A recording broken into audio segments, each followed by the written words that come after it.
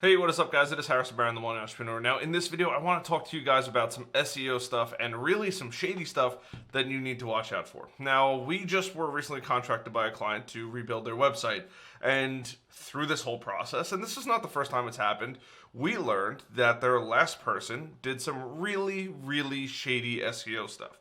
So, in this video, I want to actually show you guys and talk to you guys about the right way to do SEO, especially local SEO, and then the wrong way to do local SEO. So the person that contracted us, they're a local exterminating company over on Long Island, and they do a phenomenal job. Their last person happened to do some, we'll call it black hat type stuff. Super sketchy. It is totally frowned upon, especially nowadays. And as time goes on, Google seems to be picking it up more and more and kind of like X-naying it. They're really just kind of getting rid of all of it, and they're starting to see, hey, what's actually valid versus what's not actually valid. So in a moment, I want to jump into my computer and actually just show you guys what was done wrong. And this is something that if this is happening to you currently, you need to either one, go fire your SEO guy. They might be doing a great job now, but this is going to cause a myriad of headaches down the road. I mean, I literally cannot explain it because, of course, make the website live. The website looks great. Customers phenomenally excited about it. It's like, oh my God, the website looks amazing. I'm super happy. I'm very excited to get it going, right? And we're excited to produce it. That's what we do, right? We make websites and we do SEO for people. Well, after he went on Google, right, he lost all of his rankings, but he didn't actually lose the rankings.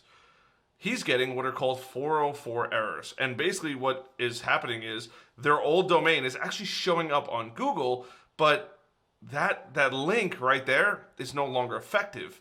And I will show you why. But essentially, because that old website, that hosting is no longer there, their old SEO guy built a ton of, we'll call them ghost pages, right? So they're pages with little to no content on them, but the whole thing that they're focusing on is what's called the slug. That, let's just say it's harrisonbarron.com, right? / and then whatever comes after that, that's the slug, right? The whole URL is the domain plus that slug, but essentially it's whatever comes after that domain is considered the slug.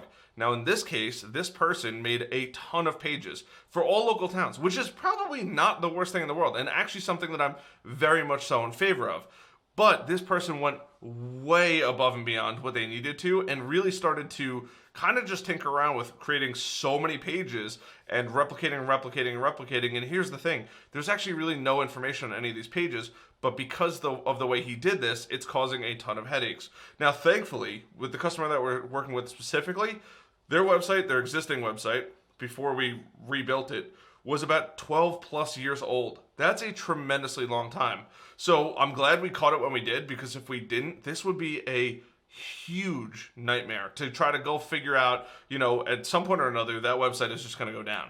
If it doesn't go down, it's going to be harder and harder for us to get into it to see what kind of pages. And we're already starting to see pages that just didn't even show up when we scanned the website.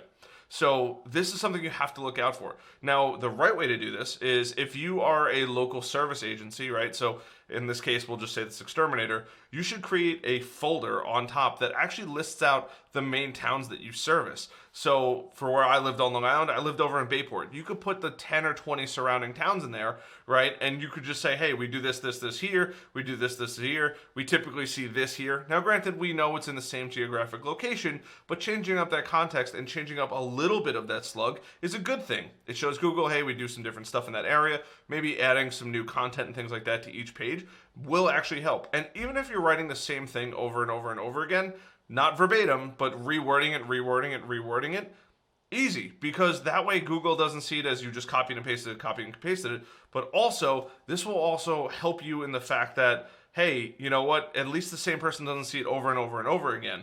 Now, the chance of somebody actually going through and searching every single town and seeing and comparing what data is in there is zero or minimal at best.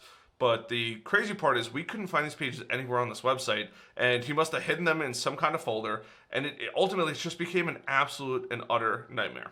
So I'm going to jump into my computer here. I want to show you guys what I'm talking about, but this is the absolute wrong way to do this, because if these pages aren't visible, then the next person that comes along is going to do the exact same thing. So I'm glad we were able to catch it now. But going forward, if this is something that your SEO guy is doing, this is the wrong way to do it. Make it visible on the website, or make a page on your website that says, check out the locations that we serve. And you don't even have to make a folder where it would drop down. You can just have them click it and they can click their town and boom, go in there and grab it, right? And who knows, maybe some towns offer, in this case, the exterminating, it's probably very similar in that geographic location, but maybe some towns have, if you're a tree removal business, certain things in that area. If you're a car washing company, right? Maybe you have different higher end cars in one area versus another area. So however you're doing it, just think about the way that people are really interacting with your website and how Google really thinks about reading your website. So let's jump into my computer here, and I just want to go through this because this is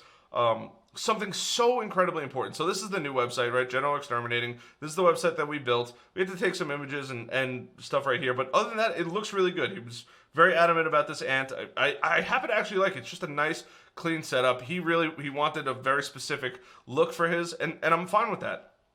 So I can't really click around too much here, but this is an example of a folder here, just because we're in the process of doing a swap over, and I felt the need to actually show you guys this because it really kind of blew my mind.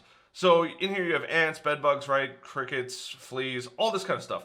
All really, really good information. Now, areas we serve could be a folder where it would drop down. And this is typically where you would host these pages. Now, in this case, this person doesn't have this, we didn't know about these pages. So we just built out one generic page. And like I said, I don't want to click around on this website just because it's about to get rolled back. So it might throw an error, and I want to make sure I can record this video here. But essentially what we did is we just looked up Exterminator Rocky Point. And this happens to be his website, General Exterminating Pest Control, which it happens to be him. If you're in need of an exterminator in Rocky Point, we're only a quick phone call away, right? Super simple, super easy. What's cool is this is one of the first times I've ever seen a little image over here. That's super rare. That's something that like Google just kind of gives you if you're lucky. But when you actually click on this, it's going to pull up what I just pulled up over here, this error. So, right, it's trying to go to this slug right here, which is, now the old site's coming back slowly here, but essentially it was throwing a 404 error, which means page cannot be found. And like I said, I'm literally in the middle of the cutover here. And this is what it's trying to find. So this is the slug right here. Pest Control Exterminator Removal Rocky Point, New York 11778.